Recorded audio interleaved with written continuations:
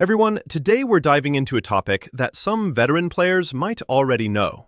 While for all you newbies out there, this video isn't here to motivate or demotivate you, the gamers, or the game itself. We're uncovering some dark truths about Axis Blade. Let's start with the history of this game.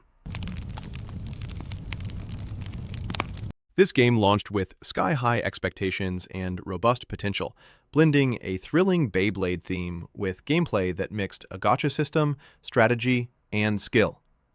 It gained popularity fast, with the player base growing rapidly as steady updates rolled in, adding tons of new features. The story mode was a hit. Street battles, well, we'll dive into that later in the video. And finally, the arena. This game introduced various game modes to keep us hooked. However, as time passed, we began to see the true colors of this game. The arena in the first season was a fierce battleground where every win and loss truly mattered. However, from the second season onward, the devs removed the arena ticket cap, meaning you can now buy unlimited tickets to attack in the arena. You know what that means. Climbing the ranks in the arena no longer signifies skill. It now reflects how many gems you are willing to spend. The top 10 in the arena rankings have already paid hefty amounts of gems to secure their spots, and this alone killed the point of the arena. High rankings are now hidden behind an unbreakable paywall.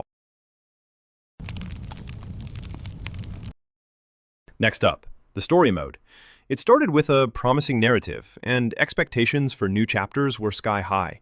But, to our disappointment, the developers haven't introduced anything new in quite a while. While other games are celebrating half-year milestones, this game is struggling with painfully slow updates. Several players have already quit due to the lack of content. The arena vibe is dead. And now, after finishing the story mode, what's left for players to do? Moving on, let's talk about the street battles and the level system. Longtime favorites for many players, including myself, where veteran gamers turn to grind for parts and resources from the street shop, plus the drop rewards after defeating enemies to boost our levels.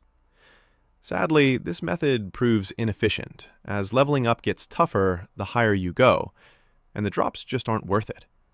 Once you've bought all the tickets from the street shop, its purpose boils down to dishing out basic tuners.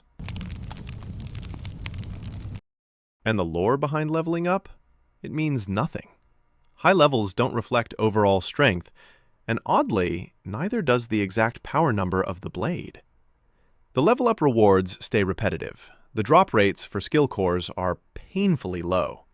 In the end, street battles feel like just coping with what we're left with after exhausting everything else in the game. Shifting focus, let's address the Part XP crisis. There are several ways to earn Blade XP, but Part XP is a rare commodity, only obtainable through events, the street shop, or crew shops. Amounts so meager they barely suffice to max out a single part to level 15. This alone stalls the progress of new players while reinforcing the game's harsh reality. Grinding doesn't translate to Blade power growth. Instead, it's all about logging in daily, waiting for monthly and weekly resets just to refresh the shops for a shot at Part XP. Diving deeper, let's unpack this intriguing theory about Phantom Edge. If you've caught my short on it, you're already in the know. If not, drop everything and watch it right now. The link's pinned in the comments. Moving on, let's tackle the bugs. Yep, a ton of them. So many that even I'm too lazy to showcase them all on screen. Some notorious ones include Sokka roaming outside the stadium, inverted Batlord, invisible Batlord, Kieran skill glitches, UI bugs, friend list issues, and a whole lot more. To top it off, the game even crashes in some of these cases. Next up, the devs straight up ignoring player suggestions. It's crucial for any game to at least show some compliance with the community's legitimate demands, but the devs here clearly seem uninterested or like they've already given up on Axis Blade. The game is severely lacking in content, yet it has tons of scope for improvement. Take the failed Axis Square project, for instance.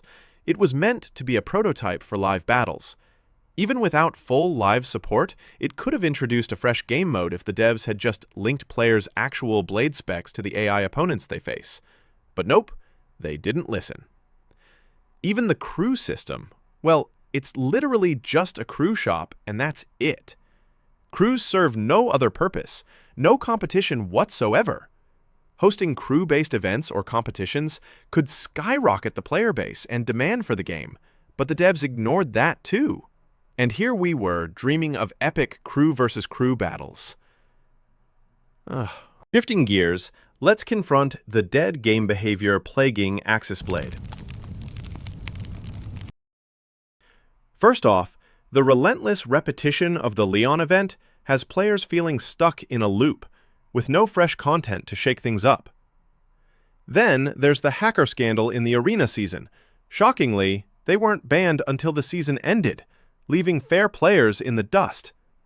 This has fueled a wave of player quits and a noticeable drop in the player base. To top it off, the game's starting to feel like a quick cash grab, with moves that prioritize profit over player enjoyment. Wrapping things up, it's hard to ignore that Axis Blade is increasingly behaving like a cash grab game, with its focus veering towards profit over player satisfaction. The signs are troubling. Slow updates, neglected suggestions, and a shrinking player base might even hint at a potential closure on the horizon. Yet, on the flip side, there's still room for a dramatic turnaround. With the right improvements, fresh content, responsive dev support, and fair game modes, this game could pull off a complete 360-degree shift. Imagine the potential. A revitalized Axis Blade could skyrocket its reputation and gameplay, drawing players back in droves and restoring its former glory. As we close out, let's remember that Axis Blade is still a young game with plenty of potential to grow and improve. This video isn't meant to insult or demotivate the game or its community, just to spark some honest discussion. Sure, logging in daily might feel like a chore right now, but that's all for today. I'll be back with more content sooner or later, so stay tuned. Don't forget to subscribe and hit that bell icon to get notified the moment the next upload drops.